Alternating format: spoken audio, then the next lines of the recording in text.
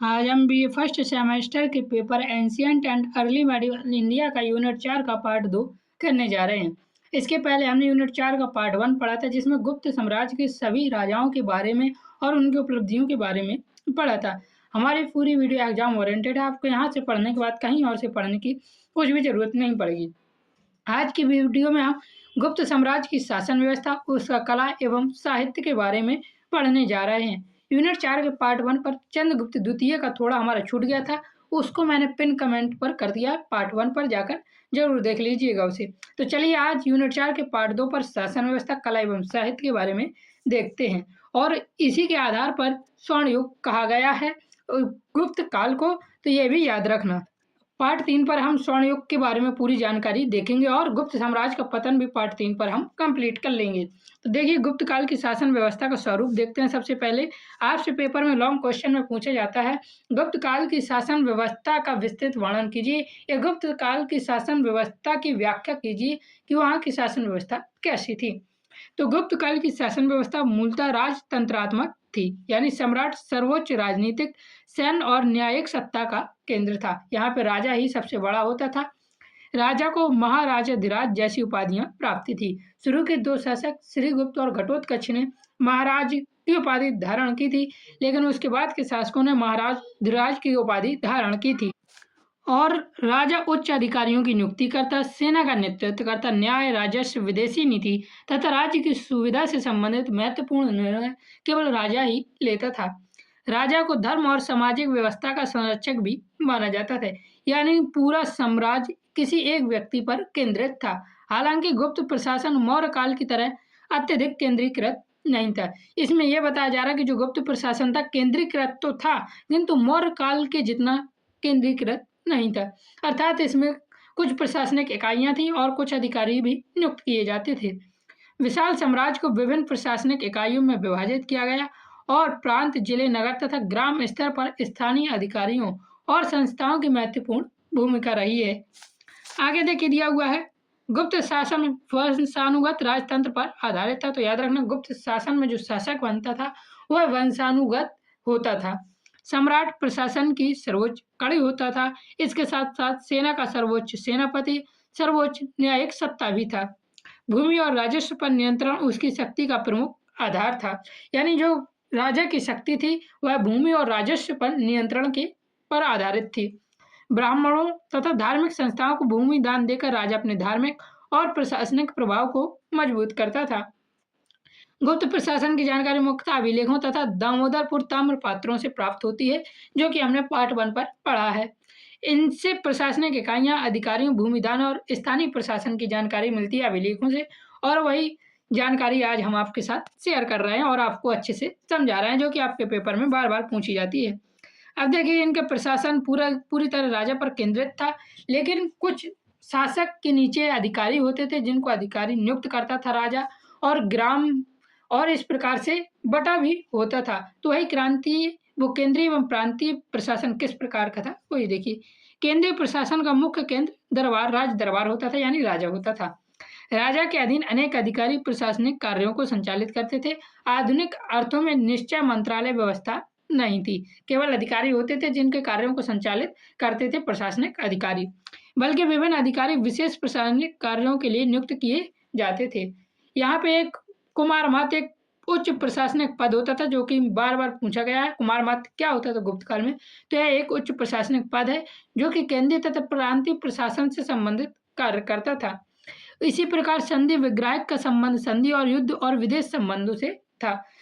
महादंड नायक जैसे अधिकारी सैन्य तथा न्यायिक कार्यों से जुड़े हुए थे। गुप्त काल में एक अधिकारी के पास एक से अधिक प्रकार की जिम्मेदारियां भी हो सकती थी, यानी अधिकारी एक लेकिन उसके काम चार चार हो सकते थे। यहाँ पे ये कहने का मतलब है। गुप्त साम्राज्य किस प्रकार से था व्यवस्थित, यही देख रहे हैं यहाँ पे भी।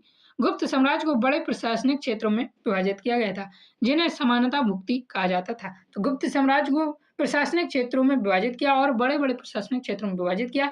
इन्हीं को समानता क्या कहा जाता था? भुक्ति कहा जाता था। भुक्ति का प्रमुख अधिकारी भी होता था जिसे उपरिक्त होता था, तो याद रखना वह राजा के आदेशों को लागू करने के साथ साथ राजस्व और प्रशासनिक व्यवस्था की निगरानी करता था। तो याद रखना बड़े प्रशासनिक क्षेत्रों में जो विभाजित हुआ तो गुप्त साम्राज्य उसे मुक्ता भुक्ति कहा जाता था। भुक्ति का अधिकारी उपरेक होता था। उपरेक का काम राजा के आदेशों को लागू करना, राजस्व और प्रशासनिक व्यवस्था की निगरानी करना होता था। भुक्ति के नीचे विषय नामक प्रशासनिक इकाई होती थी जिसका प्रमुख विषयपति कहलाता था। तो याद रखना भुक्ति के नीचे जो होता था प्रशासनिक इकाई होती थी उसे विषय कहते थे और इसका सेनापति या प्रमुख विषयपति होता था। विषयपति राजस्व संग्रह, भूमि संबंध मामलों, सरकारी आदेशों तथा स्थानीय व्यवस्था का संचालन करता था। तो आपसे यहाँ पे पूछ लिया जाएगा भुक्ति क्या है, भुक्ति का अधिकारी उपयुक्त क्या होता है, विषयपति क्या होता है, इस प्रकार से या प्रमुख विषयपति क्या होता है, ये सब आपसे पूछ लिया जाएगा। तो विषयपति राजस्व संग्रह, भूमि संबंधी मामलों, सरकारी आदेशों तथा स्थानीय व्यवस्था का संचालन करता था। इस प्रकार केंद्रीय सत्ता के साथ प्रांतीय और जिला स्तर के अधिकारियों को भी प्रशासन चलाने के लिए पर्याप्त जिम्मेदारियां प्राप्त थी गुप्त प्रशासन में, याद रखना। आगे देखिए दिया हुआ है यहाँ पे जो गुप्त प्रशासन में ग्राम प्रशासन होता था वह सबसे निचली प्रशासनिक इकाई होती थी। यानी ग्राम में क्या, ग्राम अध्यक्ष जैसे स्थानीय अधिकारी ग्राम की व्यवस्था देखते थे। तो वो गुप्तकाल प्रशासन में ग्राम प्रशासन सबसे निचली प्रशासनिक इकाई होती थी। इसमें मुख्य रूप से ग्रामिक और ग्रामाध्यक्ष होते थे जो कि स्थानीय अधिकारी होते थे और यह ग्राम की व्यवस्था को देखते थे, जैसे भूमि, कृषि, सिंचाई का तथा छोटे विवादों से संबंधित मामलों का समाधान किया जाता था ग्रामिक या ग्रामाध्यक्ष के द्वारा या स्थानीय स्तर पर किया जाता था। इसी प्रकार ग्राम के बाद आता है नगर। व्यापार और शिल्प के जो प्रमुख केंद्र होते थे। नगरों में व्यापारियों और शिल्पियों के संगठन सक्रिय थे तथा नगर श्रेष्ठी और सार्तवाय जैसे प्रतिनिधियों की स्थानीय प्रशासन में भूमिका होती थी। इससे स्पष्ट होता है कि नगर प्रशासन केवल राज्य के अधिकारियों पर निर्भर नहीं था, बल्कि आर्थिक वर्ग भी प्रशासनिक गतिविधियों में भाग लेते थे। यानी व्यापारी और शिल्पियां भी यहाँ पे प्रशासनिक गतिविधियों में भाग लेते थे। आगे देखिए दिया हुआ है, जब हमने यहाँ की प्रशासन व्यवस्था को देखा कि हमारा ग्राम होता था, कानून, ग्राम के बाद नगर होता था और उस पे मुख्य रूप से अधिकारी भी नियुक्त होते थे, उन अधिकारियों का कार्य देखा, तो अब बात आती है यहाँ की न्याय, कानून व्यवस्था और यहाँ का सैन्य प्रशासन कैसा था गुप्त साम्राज्य का। तो गुप्तकालीन न्याय व्यवस्था धर्म, परंपरा, राज के आदेश और स्थानीय रीति रिवाजों पर आधारित था। अब देखिए हर चीज का जो सर्वोच्च न्यायिक होता है, सर्वोच्च कानून व्यवस्था बनाने वाला होता है, वह राजा ही होता है। तो राजा सर्वोच्च न्यायिक सत्ता था, जबकि स्थानीय विवादों का समाधान स्थानीय अधिकारियों और समुदायों द्वारा किया जाता था। धर्मशास्त्रीय परंपराओं का न्याय व्यवस्था पर प्रभाव था और अपराध की प्रकृति तथा सामाजिक स्थिति के अनुसार दंड में अंतर भी हो सकता था। तो धर्म यहाँ का जो दंड प्रावधान था वह धर्मशास्त्रीय परंपराओं के अनुसार था, याद रखना, और अपराध की प्रकृति और सामाजिक स्थिति के अनुसार दंड में अंतर भी आ सकता था। कानून व्यवस्था बनाए रखना प्रशासन का महत्वपूर्ण कार्य होता था। चोरी, हिंसा और अन्य अपराधों पर नियंत्रण स्थानीय अधिकारियों और सुरक्षा व्यवस्था के माध्यम से किया जाता था। आधुनिक अर्थों में किसी अलग और पूर्णतः केंद्रीकृत पुलिस विभाग की व्यवस्था नहीं थी। स्थानीय अधिकारी होते थे और राजा का जो सर्वोच्च होता था वह मतलब राजा सर्वोच्च न्यायिक सत्ता होता था, यानी न्याय का सबसे बड़ा आदेश यदि राजा कह देगा तो वही होगा। आगे देखिए दिया हुआ है सम्राट। अब देखिए सेना की बात आती है तो सम्राट यहाँ पे भी सेना का भी सर्वोच्च सेनापति होता था। गुप्त सेना में पैदल सैनिक, घुड़सवार और हाथी प्रमुख अंग थे। इस काल में घुड़सवार सेना का महत्व था, यानी गुप्त काल में घुड़सवार सेना का वह विशेष महत्व था। सीमावर्ती क्षेत्रों तथा अधीनस्थ शासकों को भी सैन्य व्यवस्था में भूमिका थी। आवश्यकता पड़ने पर सामंत और अधीनस्थ शासक सम्राट को सैनिक सहायता प्रदान भी करते थे। इस व्यवस्था ने विशाल साम्राज्य के सैन्य नियंत्रण में सहायता की, लेकिन इससे स्थानीय शासकों की शक्ति भी धीरे धीरे बढ़ने लगी और यही आगे चलकर गुप्त सम्राट के पतन का कारण, एक मुख्य कारण भी बनी। काफी कारण थे लेकिन उनमें से एक कारण था कि स्थानीय शासकों की शक्ति भी धीरे धीरे बढ़ने लगी थी। पतन के कारण जो पार्ट 3 पर पढ़ेंगे उस पर देखेंगे। तो हमने न्याय व्यवस्था देख ली, कानून व्यवस्था देख ली और हमने सैन्य व्यवस्था देख ली। अब बात आती है इसका राजस्व, भूमि व्यवस्था और सामंत व्यवस्था कैसी थी। अब राजा को शासन करने के लिए धन चाहिए होता है। धन के लिए वह जनता पर कर लगाती है और कर से उस जनता को चूसती है, लेकिन गुप्त काल में ऐसा नहीं था, चूसती नहीं थी। सिर्फ जो कि कर न्याय संगत होता था, प्रजा के लिए भी हितकारी और राजा के लिए भी हितकारी और राज्य के लिए भी हितकारी होता था। इस प्रकार की राजस्व, भूमि या कर व्यवस्था यहाँ पर व्यवस्थित थी। तो गुप्त राज्य की आय का प्रमुख आधार कृषि और भूमि राजस्व था। इसके अतिरिक्त व्यापार तथा विभिन्न करों और उपकरों से भी राज्य को आय प्राप्त होती थी। कर नकद के साथ साथ अनाज या कृषि उपज के रूप में भी दिया जा सकता था। तो कर की कैसी व्यवस्था थी? या तो आप सीधे नकद दे दीजिए, जो उन्होंने सिक्के चलाए थे, या फिर आप क्या कर सकते हैं, अनाज या कृषि उत्पादन से हमें उपज हुई है, उसको देकर भी कर की भरपाई कर सकते थे। राज्य की आय का उपयोग सेना, प्रशासन, राजकीय कार्यों, धार्मिक दान तथा अन्य आवश्यकताओं को पूरा करने में किया जाता था। विभिन्न अभिलेखों में अनेक प्रकार के करों और उपकरों का उल्लेख मिलता है, जिससे गुप्तकालीन राजस्व व्यवस्था की विविधता का भी यहाँ से पता चलता है। आगे देखिए दिया हुआ है, गुप्त काल में भूमि आर्थिक व्यवस्था का मुख्य आधार थी। इस काल में ब्राह्मणों और धार्मिक संस्थाओं को भूमि दान देने की परंपरा तेजी से बढ़ी थी और यही चीज गुप्त काल की बेकार थी। कई बार भूमि प्राप्त करने वाले व्यक्ति या संस्थाओं को उस भूमि से राजस्व प्राप्त करने के साथ साथ कुछ स्थानीय प्रशासनिक अधिकार भी मिल जाते थे। भूमि दान की इस बढ़ती प्रवृत्ति ने स्थानीय शक्तियों को मजबूत किया और आगे चलकर सामंती प्रवृत्तियों के विकास में योगदान दिया और ये भी एक मुख्य कारण बना गुप्त काल के पतन का। याद रखना। आगे देखिए दिया हुआ है, गुप्त काल में अधीनस्थ शासकों और सामंतों की भूमिका भी बढ़ने लगी थी। वे गुप्त सम्राट की सर्वोच्चता स्वीकार करते, कर या उपहार देते और आवश्यकता पड़ने पर सैन्य सहायता प्रदान करते थे। यह विशाल साम्राज्य को नियंत्रित करने में उपयोगी थी ये व्यवस्था, लेकिन स्थानीय शक्तियों का मजबूत होने से केंद्रीय सत्ता के कमजोर होने की संभावना भी बढ़ी और गुप्त साम्राज्य के राजनीतिक विखंडन को भी इसने जन्म दिया था यहीं से। अब देखिए गुप्त प्रशासन की प्रमुख विशेषताएं देखते हैं, फिर कला और साहित्य को भी हम यहीं पे देखने वाले हैं। गुप्त प्रशासन की प्रमुख विशेषता। गुप्त प्रशासन की सबसे बड़ी विशेषता राजतंत्रात्मक शासन था। सम्राट की सर्वोच्चता होती थी। भूमि विषय और ग्राम जैसी प्रशासनिक इकाइयों के माध्यम से शासन संचालित किया जाता था। ये सब हमने ऊपर पढ़ा है, उन्हीं विशेषताओं को मैंने एक जगह पर लिख दिया ताकि आप अच्छे से पढ़ सकें। कुमारत, उपरेक, विषयपति जैसे अधिकारी अलग अलग स्तरों पर प्रशासनिक कार्य करते थे। प्रशासन में नगरों के व्यापारियों, शिल्पियों और ग्राम के स्तर के स्थानीय समुदायों की भी भूमिका होती थी। ये गुप्त प्रशासन की विशेषता थी। गुप्त प्रशासन की अर्थव्यवस्था मुख्यतः कृषि और भूमि राजस्व पर आधारित थी, जो कि हम पढ़ ही चुके हैं। बस उसी विशेषता को हमें देखना है।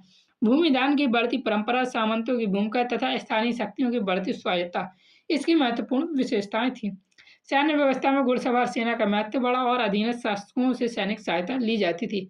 इस प्रकार गुप्त प्रशासन में केंद्रीय सत्ता और स्थानीय स्वायत्ता के बीच संतुलन भी दिखाई देता है। फिर भी गुप्त प्रशासन मौर्य काल जितना केंद्रीकृत और नियंत्रित नहीं था। भूमिदान, सामंतों तथा स्थानीय शक्तियों की बढ़ती स्वायत्ता से केंद्रीय राजस्व और राजनीतिक नियंत्रण प्रभावित भी यहाँ से होने लगे थे। अब देखिए हमने ये तो राजस्व के बारे में पढ़ लिया कि गुप्त काल का प्रशासन कैसा था। अब देखते हैं गुप्तकालीन कला किस प्रकार से थी और गुप्तकालीन कला के आधार पर भी भारत के गुप्त काल को स्वर्ण युग के नाम से जाना जाता है, जो हम पार्ट 3 पर डिटेल से देखेंगे। गुप्तकालीन कला भारतीय शास्त्रीय कला के विकास का महत्वपूर्ण चरण थी। इसमें शारीरिक सौंदर्य, आध्यात्मिक शांति, संतुलन और सौम्यता का सुंदर समन्वय दिखाई देता है। तो गुप्तकालीन कला में क्या दिखाई देता है? शारीरिक सौंदर्य, आध्यात्मिक शांति, संतुलन, सौम्यता का सुंदर समन्वय दिखाई देता है। पेपर में पूछा गया है कि गुप्तकालीन कला को आप किस प्रकार से देखते हैं, गुप्तकालीन कला की क्या विशेषताएं हैं। तो मूर्तियों में आदर्श मानवीय रूप होता था, संतुलित शरीर होता था, शांत मुख मुद्रा और कोमल भाव प्रमुख था। मथुरा और सारनाथ प्रमुख मूर्ति कला केंद्र है, याद रखना गुप्त काल की। गुप्त कलाकारों ने मथुरा, गंधार और अमरावती की परंपराओं को अपनाकर उन्हें अधिक संतुलित और आध्यात्मिक रूप दिया। इस काल में हिंदू, बौद्ध, जैन तीनों धर्मों की कला का विकास हुआ है गुप्त काल में। अब देखिए गुप्तकालीन मूर्ति कला, एक एक चीज को हम यहाँ पे देखते हैं। तो मूर्ति कला मानव आकृति का आदर्शीकरण प्रमुख था। मूर्ति कला में मूर्ति में सही अनुपात, कोमलता, सुंदर मुद्रा और शांत भाव दिखाई देते हैं। विशेष रूप से सारनाथ के बुद्ध की प्रतिमा में पतले एवं पारदर्शी वस्त्र, अर्धनिर्मित आंखें और आध्यात्मिक शांति दिखाई देती है। यह गुप्तकालीन मूर्ति कला की विशेषता है। इसी प्रकार मथुरा की मूर्तियों में शारीरिक दृढ़ता, जबकि सारनाथ शैली में कोमलता और आध्यात्मिकता अधिक प्रमुख थी। गुप्त काल में बुद्ध प्रतिमा ने अपने परिपक्व और आदर्श रूप प्राप्त किया हुआ था, याद रखना। इस काल में विष्णु, शिव, देवी, सूर्य और हिंदी देवताओं की प्रतिमा परंपरा भी विकसित हुई थी। देवगढ़ के दशावतार मंदिर के शिल्प इसके महत्वपूर्ण उदाहरण हैं। साथ ही जैन तीर्थंकरों की प्रतिमाएं में ध्यान, संयम और आध्यात्मिक शांति को महत्व दिया गया था। तो गुप्तकालीन मूर्तिकला कुछ इस प्रकार से थी, जो मैंने आपको अभी बताई। अब गुप्तकालीन मंदिर स्थापत्य की कला किस प्रकार की थी, वो देखते हैं। गुप्त काल की प्रमुख स्थापत्य उपलब्धि स्वतंत्र संरचनात्मक मंदिरों का विकास था। प्रारंभ में मंदिरों में गर्भगृह मुख्य भाग होता था, जिसमें देवताओं की प्रतिमाएं स्थापित होती है। याद रखना, क्या कहा जाता है? गर्भगृह कहा जाता है। और यह गुप्तकालीन मंदिर स्थापत्य की विशेषता थी। मंदिर प्रायः वर्गाकार योजना और ऊंचे चबूतरों पर बनाए जाते थे। प्रवेश द्वारों पर द्वारपाल, नदी देवियां और पुष्पीय अलंकरण बनाए जाते थे। इस काल में शिखर के प्रारंभिक रूप भी दिखाई देते हैं, जो आगे चलकर नागर शैली के विकास में महत्वपूर्ण भी बने हैं। आगे देखिए, आगे दिया हुआ है, गुप्त काल में पत्थर और ईंटों दोनों से मंदिर बनाए गए थे। अर्थात गुप्त काल में जो मंदिर बने होते थे, उनमें पत्थर और ईंटों दोनों का प्रयोग होता था। जिनमें से प्रमुख उदाहरण है देवगढ़ का दशावतार मंदिर, जो कि मंदिर और ईंटों से मिलाकर बना है। यह मंदिर विष्णु को समर्पित है। भीतर गांव का मंदिर ईंट से निर्मित महत्वपूर्ण मंदिर है। इसी प्रकार सांची का मंदिर संख्या 17 प्रारंभिक संरचनात्मक मंदिर का उदाहरण है, जो कि सांची का मंदिर संख्या नंबर 17 है। इसी प्रकार उदयगिरी की गुफाएं, जिसमें शैलकट स्थापत्य और धार्मिक मूर्ति शिल्प के लिए प्रसिद्ध है। उदयगिरी की गुफाएं याद रखना। अब देखिए, उदयगिरी का एक 12 शिल्प गुप्तकालीन कला का प्रसिद्ध उदाहरण है, उसको हम देखते हैं थोड़ा, जो कि इसमें विष्णु के 12 अवतार को प्रभावशाली रूप से दिखाया गया है। उदयगिरी के 12 शिल्पी में यह गुप्तकालीन कला का एक प्रसिद्ध उदाहरण याद रखना, तथा धार्मिक विचारधारा और राजकीय शक्ति के संबंध की झलक भी यहाँ पे देखने को मिलती है। अब देखिए, गुप्तकालीन चित्रकला किस प्रकार से थी। हमने गुप्तकालीन कला देखी, गुप्तकालीन मंदिर देखे, गुप्तकालीन मूर्तियां देखी। अब गुप्तकालीन चित्रकला को देखते हैं। गुप्तकालीन चित्रकला का प्रमुख उदाहरण अजंता की गुफाओं की चित्रकला है। अजंता की सभी चित्रकलाएं गुप्त काल की नहीं है। ये जो अजंता की गुफा में सभी काल की चित्रकला देखने को मिलती है, लेकिन गुप्त काल की भी देखने को मिलती है। लेकिन इसकी महत्वपूर्ण चित्रकला गुप्त वकाटक युग से संबंधित मानी जाती है, याद रखना।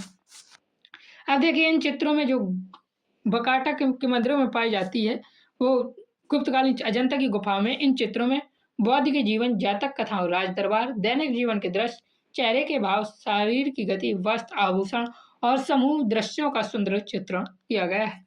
इनसे तत्कालीन समाज और संस्कृति की भी जानकारी मिलती है। तो इस प्रकार से गुप्तकालीन चित्रकला विकसित हुई थी। धार्मिक एवं सांस्कृतिक प्रभाव क्या पड़ा गुप्तकालीन कला पर? हिंदी, बौद्ध, जैन धार्मिक विचारों का गहरा प्रभाव था। इसकी प्रमुख विशेषता धर्म और सौंदर्य का समन्वय था, यानी सभी धर्मों में समानता थी। धार्मिक प्रतिमा में आध्यात्मिक शांति और मानवीय सौंदर्य को भी महत्व दिया गया था। गुप्तकालीन कला का क्या महत्व है, वो देख लीजिए। गुप्तकालीन कला ने भारतीय कला के लिए अनेक स्थायी आदर्श स्थापित किए। बुद्ध की शांत प्रतिमाएं, हिंदी देवी देवताओं की विकसित प्रतिमा परंपरा और स्वतंत्र मंदिर स्थापित आगे भारतीय कला के लिए अत्यंत प्रभावशाली बने। इसी कारण गुप्तकालीन कला को भारतीय शास्त्रीय कला का महत्वपूर्ण चरण और आगे के कला विकास की आधारशिला भी माना जाता है। अब देखिए, कालीन कला को हमने यहाँ पे पढ़ लिया। अब बात आती है गुप्तकालीन में साहित्यिक विकास भी जो हुए थे। इसमें मुख्य रूप से कवियों के विकास की बात आती है, जो साहित्यिक विकास हुआ उनको यहाँ पे हम देखेंगे। गुप्त काल भारतीय साहित्य के विकास का एक महत्वपूर्ण युग है। इस समय संस्कृत राजकीय और उच्च सांस्कृतिक अभिव्यक्ति की प्रमुख भाषा बनी। तो संस्कृत कौन सी भाषा बनी? राजकीय और उच्च सांस्कृतिक अभिव्यक्ति की भाषा बनी थी यहाँ पे संस्कृत। काव्य, नाटक, गद्य, धार्मिक साहित्य तथा गणित, खगोल विज्ञान जैसे क्षेत्रों में महत्वपूर्ण विकास गुप्त काल में ही हुआ था। संस्कृत का प्रयोग अभिलेखों, प्रशस्तियों और साहित्य में व्यापक रूप से हुआ है। हरिशयन का प्रयाग प्रशस्ति अभिलेख इसका महत्वपूर्ण उदाहरण भी है, याद रखना। आगे देखिए, दिया हुआ है गुप्त शासकों और राज दरबारों द्वारा कवियों एवं विद्वानों को संरक्षण भी मिला है। साथ ही शिक्षा केंद्रों, धार्मिक संस्थाओं और संस्कृति की पुरानी परंपरा ने भी साहित्य के विकास में यहाँ पे योगदान दिया है। अब देख लेते हैं गुप्तकालीन काव्य, नाटक और गद्य साहित्य को। गुप्तकालीन संस्कृत काव्य में अलंकार, छंद, प्रकृति चित्रण, प्रेम, वीरता और धार्मिक भावनाओं का सुंदर समन्वय मिलता है। कालिदास इस परंपरा के सबसे प्रसिद्ध कवि माने जाते हैं। यहाँ पे हम कालिदास का परिचय नहीं जानेंगे, क्योंकि हमें यहाँ गुप्तकालीन की काव्य, नाटक और गद्य साहित्य को देखना है, या साहित्यिक व्यवस्था को या साहित्यिक विकास को देखना है, इसलिए हम सिर्फ इस प्रकार से देखेंगे। कालिदास की प्रमुख रचनाएं याद रख लीजिएगा। रघुवंशम है, जिसमें आदर्श राजधर्म और राजवंश का चित्रण है। कुमार संभवम कश्यप पार्वती की कथा है। मेघदूतम है जो कि विरह और प्रकृति का सुंदर संबंध मेघदूतम में देखने को मिलता है। कालिदास की एक प्रसिद्ध नाटक अभिज्ञान शकुंतलम है, ये याद रखना पेपर में एक बार पूछी गई है। उनकी अन्य प्रमुख नाट्य रचनाएं मालविका अग्निमित्रम और विक्रम और विषयम है, मुझे इसे लेत नहीं बन रहा है, याद रख लेना इसे। विशाख दत्त का मुद्रा राक्षस भी गुप्त काल का नाटक ही है, जिसमें कूटनीति और सत्ता संघर्ष का वर्णन है। शूद्रक का मृच्छ कटिकम भी महत्वपूर्ण संस्कृत नाटक है। इनको कभी कभी पेपर में शॉर्ट क्वेश्चन में पूछ लिया जाता है कौन सा नाटक किसका है, तो इन्हें याद करके जरूर रख लीजिएगा। धार्मिक एवं ज्ञान संबंधी साहित्य। गुप्त काल में पुराणों और धार्मिक साहित्य के विकास तथा संकलन की प्रक्रिया महत्वपूर्ण है। वैष्णव और शैव परंपराओं का विस्तार हुआ, जबकि बौद्ध और जैन परंपराएं भी सक्रिय रही हैं। आगे देखिए दिया हुआ है, गुप्त काल गणित और खगोल विज्ञान के विकास के लिए भी प्रसिद्ध है। आर्यभट्ट की आर्यभट्टीय, गणित ग्रहों की गति, खगोलीय विषयों का वर्णन मिलता है। तो गुप्त काल की में ही आर्यभट्ट की आर्यभट्टीय नामक पुस्तक आई, जिसमें गणित ग्रहों की गति और खगोलीय विषयों का वर्णन मिलता है। आगे देखिए दिया हुआ है, वारामरी की वृत्त संहिता में खगोल, ज्योतिष, प्राकृतिक घटनाओं, वास्तु और सामाजिक जीवन से संबंधित विषय मिलते हैं। इसी प्रकार चरक और सुश्रुत को सीधे गुप्तकालीन लेखक मानना उचित नहीं है। हाँ, चरक और सुश्रुत में बता दूं, ये मूल ग्रंथ परंपरा क्या है, इनकी जो परंपरा है इससे पहले की है, हालांकि उनकी परंपरा गुप्त काल में भी विद्वान रही है। तो चरक और सुश्रुत गुप्तकालीन लेखक नहीं है, ये मैंने फालतू यहाँ पे ये जोड़ दिया है, इसके लिए हटा दो। गुप्तकालीन साहित्य की प्रमुख विशेषताएं देख लीजिए, पेपर में जो पूछी जाती हैं। संस्कृत भाषा की उच्च प्रतिष्ठा थी। काव्य और नाटक का परिष्कृत विकास हुआ था। धार्मिक एवं लौकिक विषयों का स्थायी अस्तित्व था। प्रकृति और मानवीय भावना का सुंदर चित्रण गुप्तकालीन साहित्य में देखने को मिलता है। प्रेम, वीरता, राजधर्म, धर्म और दर्शन जैसे विषयों पर गुप्तकालीन साहित्य में विशेष जोर दिया गया है। गणित, खगोल विज्ञान और ज्योतिष में महत्वपूर्ण रचनाएं भी आई हैं गुप्त काल में। इस प्रकार से हमारी यूनिट 4 का पार्ट 2 खत्म हो जाता है।